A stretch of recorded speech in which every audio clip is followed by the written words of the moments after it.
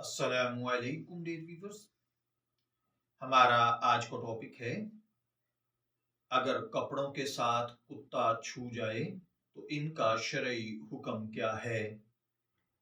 देखिए, आजकल मुसलमानों में अंग्रेजों की तरह कुत्ते पालने का शौक परवान चढ़ रहा है। बाज औकात ये कुत्ते कपड़ों या आज़ा के साथ लग जाते हैं या आज़ा जैसे हाथ वगैरह को चाट लेते हैं।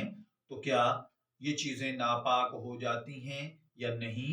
कुत्ते का बदन गीला हो या सूखा हो, अगर वो छू जाए तो क्या कपड़े नापाक हो जाएंगे या नहीं?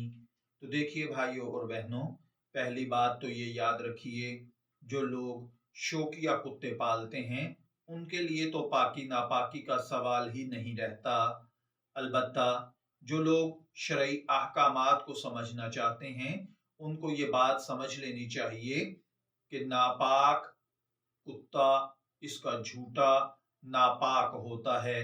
अलबत्ता अगर कुत्ता खुश्क हो तो ये अगर किसी के बदन के साथ या हाथों को छू जाए तो इससे कपड़े या बदन नापाक नहीं होते।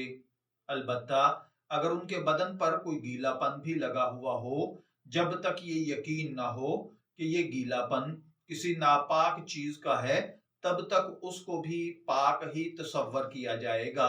अलबत्ता अगर कुत्ता किसी चीज में मुंह मार दे या जुबान से हाथ पांव या किसी चीज को चाट ले, या उमूमन कुत्ते कपड़ों को मुंह में ले लेते हैं, कपड़ों को मुंह में ले लें, तो ये चीजें नापाक हो जाएंगी।